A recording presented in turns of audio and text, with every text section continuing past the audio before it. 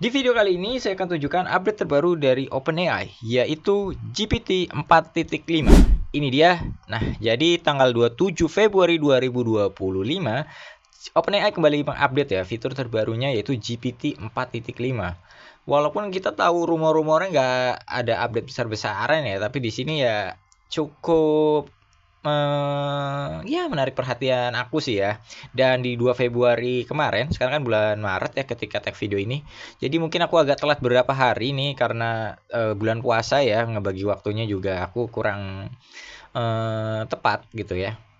Di 2 Februari 2025 itu ya OpenAI dari ChatGPT ini memperkenalkan Deep Research. Kalau kita ketahui di beberapa video saya yang ini aku udah share ya, di situ DeepSeek aja udah ngeluarin Deep Research-nya ya.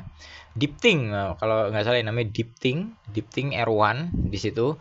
Dan nanti aku akan ulas seperti apa. Jadi kita mungkin lihat di pembahasan yang GPT 4.5-nya dulu ya.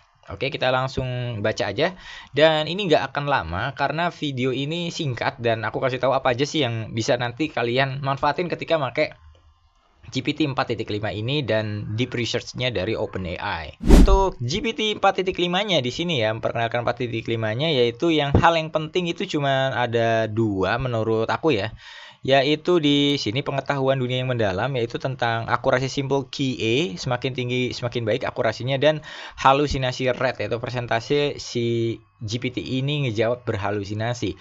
Kadang-kadang kan kamu misalkan mintain ide ya kan, apalagi yang bikin konten itu kan suka halu lah ya, bikin kontennya seperti apa, seperti minta bikin konten yang ada hooknya begini tapi isi pesannya tuh nggak nyampe gitu kan. Nah ini di GPT 4.5 dia udah agak berkurang nih ya, 40 sekitar 37,1% dibandingin beberapa pendahulunya yang mungkin kebanyakan mayoritas dari kamu yang nonton video ini adalah menggunakan GPT-4o ya kan di sini.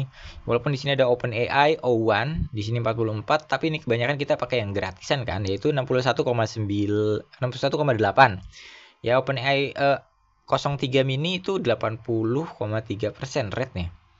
Dan di sini akurasi simple QA-nya itu di angka 62,5. Nah, mungkin ini kamu yang lihat video ini bingung ya, ini maksudnya gimana sih, Mas? Nah, ini nanti ada akurasi pertanyaan yang dilatih menggunakan manusia asli. Jadi di update terbarunya ini seperti itu singkatnya. Dan di halusinasinya, jadi kalau kamu nanya-nanya apa, tingkat halusinasi si GPT ini ketika kamu menggunakan GPT 4.5 ya, ingat ya, kamu gunain 4.5, tingkat halusinasinya itu menurun ya. Jadi jawabannya nanti akan lebih better, lebih baik ya. Nanti kita akan di video selanjutnya mungkin akan aku tunjukin ya, insya Allah ya. Dan selanjutnya beberapa hal penting ini, yaitu evaluasi komparasi dengan pengujian manusia. Ini sekitar 57%, ini nggak terlalu penting dan kamu juga jarang lah ya menggunakannya. Dan di sini ini karena kan di sini ada responsif seperti yang di training berkolaborasi dengan manusia. Jadi di versi terbaru ini si GPT ini dilatih untuk emosionalnya, emosinya dia tuh dilatih. Tentang misalkan kita GPT aku lagi sedih nih. Nah, misalkan kayak pernah nggak kalian curhat kayak gitu? Ini nanti akan seperti teman curhat, dan aku udah nyoba sih ya menggunakan GPT-4o. Di sini kasus pengguna ntar ya yang di preset ya. Saya sedang mengalami masa sulit setelah gagal dalam ujian. Ini kan sama ya. Perintah promnya, saya sedang mengalami masa sulit setelah gagal dalam ujian. Saya benar-benar minta maaf mendengarnya. Gagal dalam ujian bisa terasa sangat berat, membuat putus asa. Tetapi ingat, itu hanya satu momen, bukan cerminan siapa Anda atau kemampuan Anda. Ingin bicara apa yang terjadi atau Anda hanya butuh pengalihan perhatian? Saya di sini untuk Anda. Nah, itu untuk pakai yang GPT 4.5. Ini bahasanya mungkin kaku ya, karena ini aku terjemahin gitu loh, biar kalian juga bisa langsung baca juga gitu loh. Nah, untuk GPT-4o-nya, dia bilang, saya turut perhatiin mendengar bahwa Anda sedang mengalami masa sulit. Berikut beberapa hal yang dapat Anda pertimbangkan. Dia langsung kasih poin-poin gini. Nah, tapi di 4.5-nya itu dia enggak. Nanti aku tunjukin satu ya, kasus penggunaannya ya, ketika kita lagi pengen curhat gitu. Ini udah mulai banyak sih aku ngeliat di threads juga orang-orang yang curhat sama ChatGPT. Mungkin ini akan jadi hal yang sangat ini ya, game changing gitu lah ya. Udah nggak curhat lagi sama bestie, bestie dunia nyata jadi bestie dunia digital bersama si ChatGPT.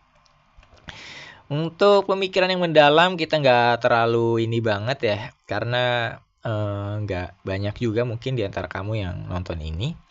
Kemudian kita akan masuk ke dalam research-nya, yang deep research dari OpenAI. Ini dia deep research-nya dari OpenAI. Aku langsung ke bagian sini ya. Di bagian business, help me find iOS and Android adoption rate presentasi who wants to learn another language and change in mobile penetration over the past 10 years bla bla bla bla bla bla bla bla bla bla. Nah, ini juga ini menggunakan fitur deep research-nya dari versi terbarunya. Ya ini kalau kita pakai yang gretongan yaitu GPT-4o, ya itu ya dia hanya membahas jawaban hanya segini. Completing comprehensive data in iOS and Android adoption rate bla bla bla bla. Top 10 development country by GDP, United States, Japan, Jerman, United Kingdom, France, Italia, Kanada dan sebagainya seperti ini. Dan di Dan di bagian deep research ketika masukin perintah yang sama maka hasilnya dia akan berbeda. Ini sering aku bilang ya, ini baru pakai menggunakan fitur yang ada di si OpenAI-nya ya, di ChatGPT yang disediain ya. Kita belum masukin prompt engineering ya kan. Kalian kalau sudah beli ebook prompt engineering ini kalian mungkin akan tahu ya buat teman-teman yang sudah beli juga. Jadi hasilnya akan berbeda. Hasilnya berbeda seperti apa ya, kayak gini. Nih hasil kayak gini kan dia ini versi GPT-4o, ini deep research.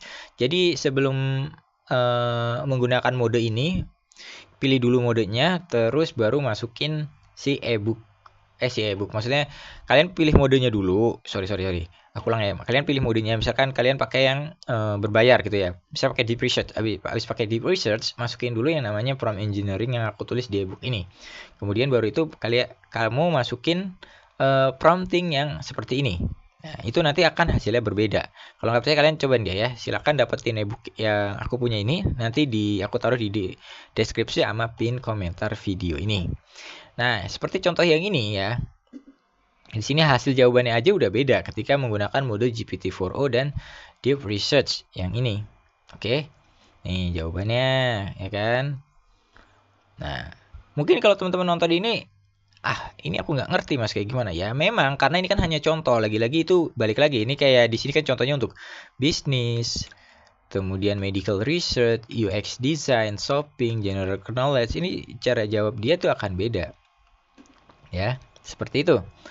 Dan di sini juga tingkat akurasinya ya. Kalau kita lihat, kalau main gratisan ya, kalau teman-teman main gratisan untuk menghasilkan hasil yang dalam, GPT-4o itu hanya dapat 3,3, tapi DeepSeek R1 itu udah di 9,4.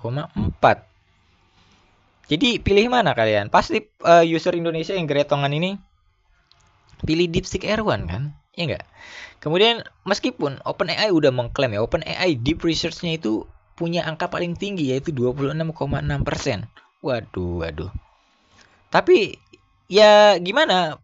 Mungkin ini akan digunakan nama user-user yang berbayar. User-user yang gratisan yang nontonnya di YouTube mungkin pasti semua akan lari ke DeepSeek R1. Dan DeepSeek R1 itu sendiri kita tahu kan baru ngeluarin versi pertamanya. Belum ada versi selanjutnya, belum mungkin DeepSeek 4.0, 5.0, 2.0 atau 25 2026 kan kita nggak tahu kan. Ini masih sedang berlomba-lomba seperti itu. Jadi santai aja. Jadi mungkin teman-teman di sini mayoritas akan gunain DeepSeek R1 ya untuk masalah deep research yang disediakan oleh OpenAI. Karena OpenAI sendiri untuk versi DeepSeek ini berbayar, ya kan? Kecuali buat user-user yang pro ya di sini ya mungkin akan menggunakan yang berbayar ya. Di sini juga kenapa sih dia bikin deep research di sini? Ya OpenAI bilang sendiri deep research ini dibangun untuk orang-orang yang terintensif dengan pengetahuan. Ya seperti financial, science, policy, engineering dan sebagainya di sini ya dijelasin. Jadi mungkin beberapa orang ini nggak akan relate ya, makanya nggak terlalu dalam juga aku ngebahas ini karena market aku di YouTube sini ya dan Instagram itu kebanyakan buat marketing dan pengennya gimana cari dapat duit cepat gitu kan menggunakan AI. Nah, mungkin itu aja yang aku bahas dan satu hal lagi yang aku bilang ya masalah curhat dengan ChatGPT-nya di sini aku tunjukin. Nah, di sini aku coba dia untuk curhat ya, curhat di sini dalam artian tentang masalah gimana sih kalau misalkan A sama B lakukan ini sama ini gitu. Atau A sama B dia sedang marahan, A sama B dia jatuh cinta. Nah, itu kan menggunakan emosi ya. Kita mau lihat di sini percakapannya sebenarnya udah banyak ya. Ini jadi cuma bagian partnya aja yaitu GPT-4o-nya aja. Nanti next mungkin kita pakai GPT 4.5-nya ya di next video insya Allah nanti akan aku share. Nah, di sini jawaban dia adalah ketika aku kasih pertanyaan ya pertanyaannya aku sensor aja. Jadi langsung jawaban si GPT-4o-nya. Wah, akhirnya dibales juga. Hahaha. Dia bisa ketawa kan? Haha. Pasti campur aduk tuh rasanya antara gemes, seneng, tapi juga sebel karena lama banget nungguin. Dia balesnya gimana? Lebih ke basa-basi doang atau ada tanda-tanda dia mulai tertarik lagi? Kalau dia mulai kasih respon, ini momen bagus buat tarik ulur. Jangan langsung keburu excited dan balas cepet. Biarin ada jeda dikit biar dia penasaran. Bisa juga jawab dengan santai tapi tetap playful biar dia nggak ngerasa kamu masih nungguin dia. Jadi next stepnya gimana nih? Mau tes trik jadi cowok misterius atau tetap pakai pendekatan yang lain? Ini aku coba ya tes dengan misalkan ada A sama B jatuh cinta, yang satu responnya begini, yang satu responnya begini dan hasil jawaban dari GPT-4o seperti ini ya. Ini udah versi update-nya ya di tanggal lebih dari 27 berarti ini tanggal 4 ya 4 Ramadan atau 4 Maret. Artinya ya dia udah sedikit dapat respons emosionalnya ya makanya dia bisa jawab seperti ini. Jadi kayak kita teman curhat pada biasanya ya kan. Nah, kalau Anda mau coba nanti silakan ya coba aja langsung di versi gratisnya. Next nanti aku akan share ke kamu nanti di video selanjutnya ntar yang menggunakan insya Allah GPT 4.5-nya seperti apa. Oke, mungkin sekian saja video kali ini, video yang bahas update terbaru dari OpenAI yaitu ChatGPT 4.5. Semoga video ini bermanfaat. Aku Afri pamit, sampai berjumpa di video selanjutnya.